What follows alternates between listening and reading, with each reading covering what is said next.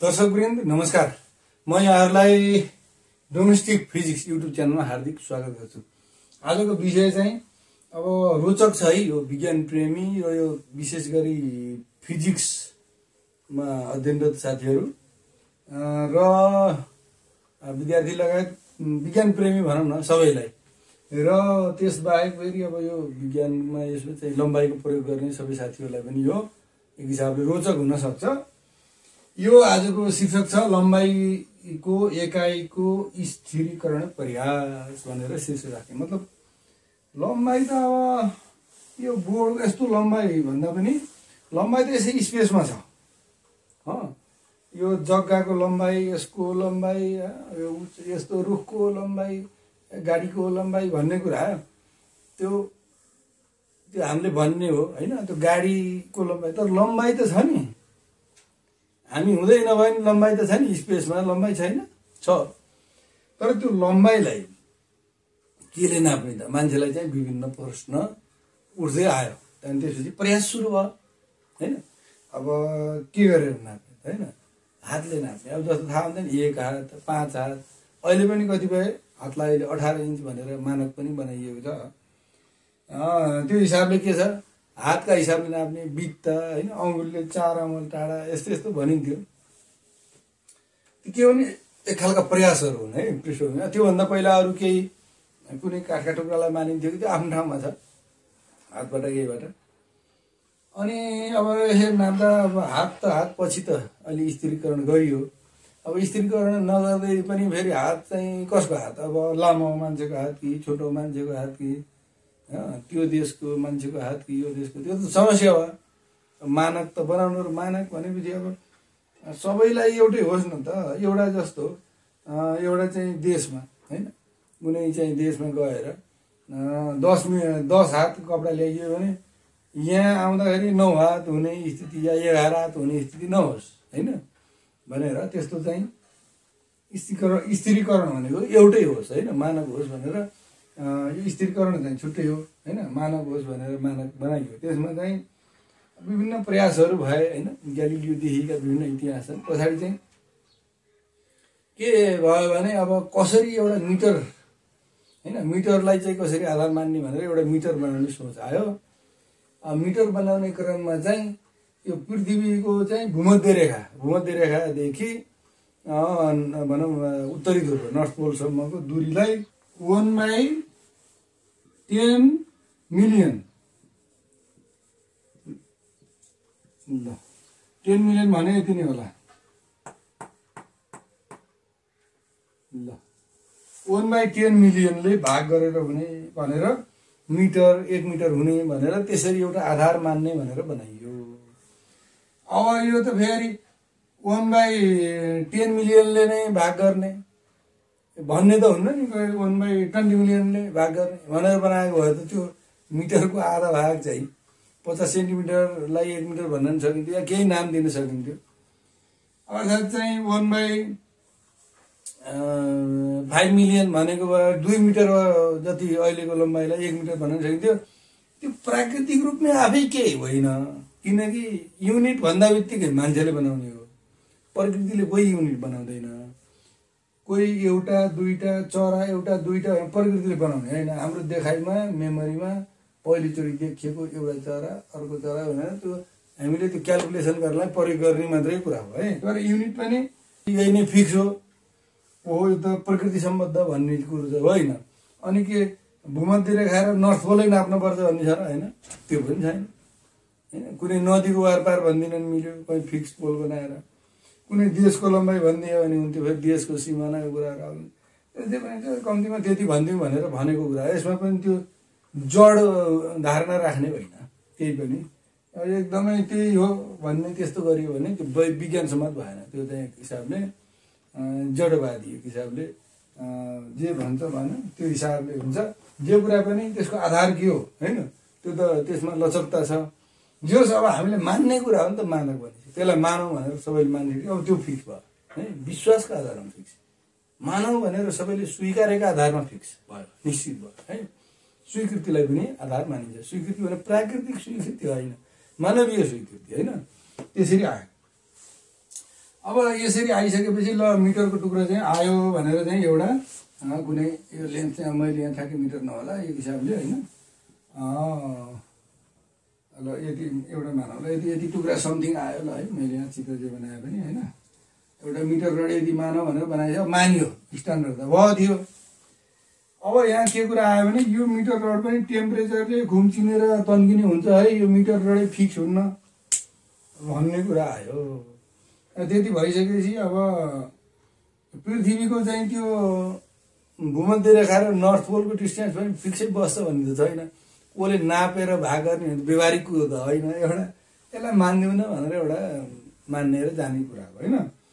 अनि त्यसपछि यो मानेर मिटरमा आयो अब मिटर त रड त बनाइयो ल यसलाई पनि एउटा आधार त चाहिन्छ नि त केही बनाउन पनि एउटा चाहिँ सपोज कोही होइन कुनै पनि कुराहरू नयाँ निर्वाचनपछि सुरु हुँदा पनि कसले सपोज गर्ने एउटा कुनै भ्याकुम त हुनुहुन्न नि त भनेर यसरी कन्टिन्युटीमा आयो पृथ्वीको इक्वेटर सिक्वेटर समातेर यहाँसम्म आयो थियो। अब यसलाई पनि फिक्स राख्ने टेम्परेचरले फरक पार्छ होइन केही धातुका अन्य कुनै इफेक्टले घटिबढी हुन सक्ने हुन्छ भनेर विभिन्न देशमा पनि पठाइएको कुरा पनि छ।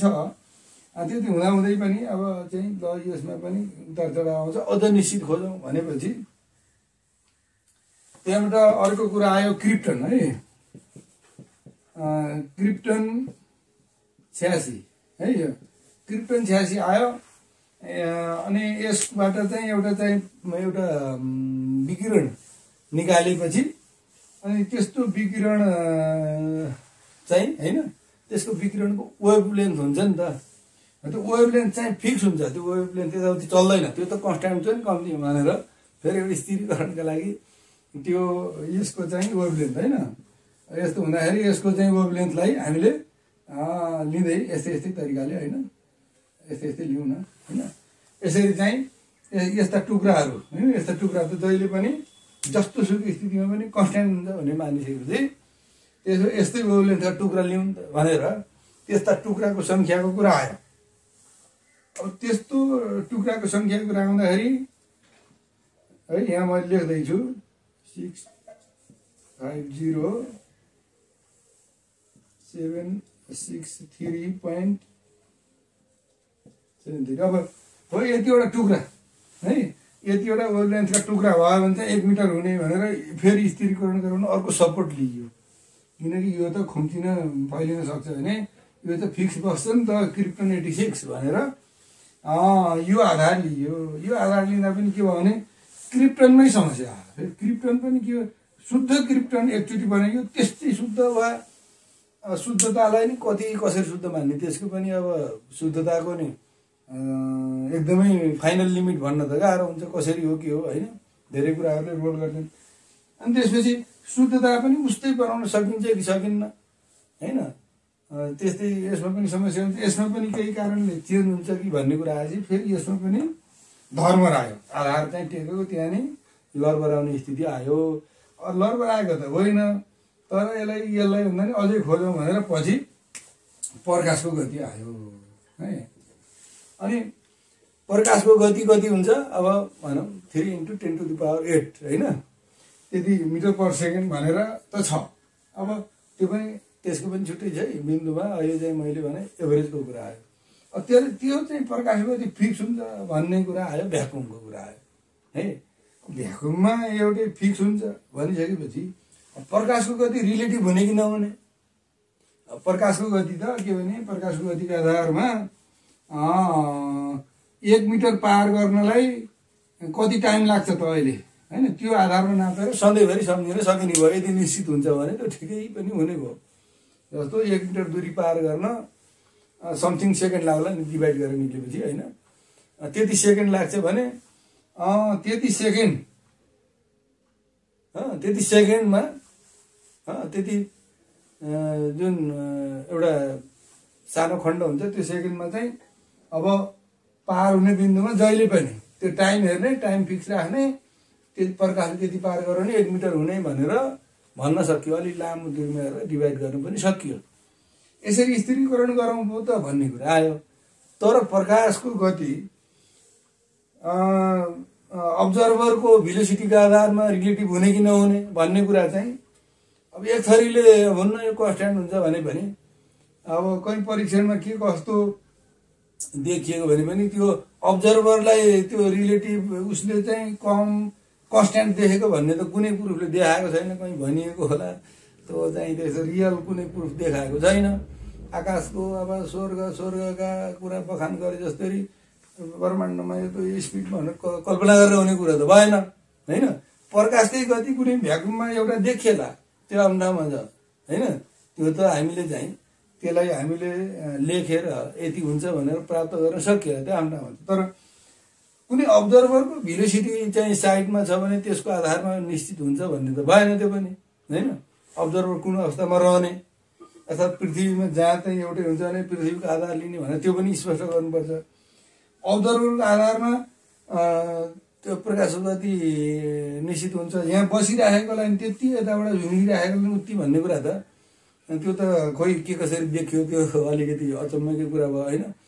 देखिएको होइन, कसरी त्यस्तो एक खालको त्यस्तो सोच एउटा लाग्यो, मान्छेलाई लाग्ने कुरा हो। कहिलेकाहीँ गणितले झुक्क्याउँछ, गणितको आधार हेरिन्न, बिचको गणित उठाएर आइन्छ होइन। त्यो गणितको सुरुवात कसरी भएको थियो, सुरु कसरी भएको थियो भनेर गइन्न, त्यो आफ्नो ठाउँमा छ। त्यसलाई मैले अरू के भन्नु चाहेन। जस त्यो पनि के भने सबैले चाहिँ त्यो स्पेसल थ्योरी अफ रिलेटिभिटी या कुनै प्रकारको त्यस्तो धारणामा सबै सहमत छन् कि छैनन् फिजिसिस्टहरू, त्यो हेर्दाखेरि त्यस्तो देखिन्न होइन। सबैलाई सन्तुष्ट बनाउन सकेको अहिलेसम्म देखिन्न कसैलाई पनि। अब कोही हुने कोही नहुने आफ्नो ठाउँमा छ। त्यसले गर्दाखेरि अझै पनि स्थिरीकरणको लागि प्रकाशतिर लाग्दा झन् अस्थिर हो कि झन् स्थिर हुने हो कि के हो, यो पनि के छ। अब हाम्रो प्रयास टुङ्गियो, प्रकाश नै अन्तिम हो भनेर वैज्ञानिकहरूलाई सन्तुष्टि मिलाएर बस्नुपर्ने स्थिति छैन। अझै पनि यसका स्थिरीकरणका अन्य उपायहरू यदि हामीलाई खोज्नु छ भने होइन, अझै खोज्नको लागि हाम्रो रिसर्च चाहिँ फुल स्टप भयो अब भनेर नबस्ने। अझ यो प्रकाशको सन्दर्भमा अझै विश्वसनीय, अझै कुनै सबैले स्वीकार गर्ने खालको कुनै आधार छ कि भनेर खोज्नको लागि हामी यो प्रयास चाहिँ अझै जारी रहोस् होइन, अझै जारी रहोस् भन्ने मेरो कामना छ। अब हामी चाहिँ यसो हामी त एउटा सामान्य पाठक भनौँ न, पाठकका हिसाबले अब त्यस्तो अनुसन्धान गर्ने वैज्ञानिकहरूलाई, त्यस्तो वैज्ञानिक समुदायलाई हाम्रो चाहिँ के छ, अलिकति विश्वसनीय आधारहरू खोज्दै जानुहोस् है भनेर एउटा अनुरोध गर्ने कुरा रह्यो होइन। त्यही भएर मैले चाहिँ थोरै लम्बाइको एकाइको स्थिरीकरणका लागि यो प्रयास चाहिँ छ। केही अघि बढ्ने, केही पछि हट्ने, अघि बढ्ने क्रम त भइ नै हाल्ला, तर यो रोकिएको छैन। यो अझै अगाडि बढ्न सक्ने स्थिति देखिन्छ। अर्थात् चाहिँ त्यही भूमध्य रेखा र उत्तरी ध्रुवको उसको आधार मानेर त्यही हो भनेर मान्दा पनि फेरि रडमा नि समस्या आयो भनिन्छ। त्यहाँबाट खोज्दै जाउँ भन्ने यही यो मेरो चाहिँ यही विचारका साथ आज चाहिँ मैले यो गर्छु। र यसको बारेमा थोरै मैले लेख पनि एउटा ब्लग आर्टिकलमा एउटा चाहिँ त्यहाँ प्रकाशित पनि गरेको छु होइन।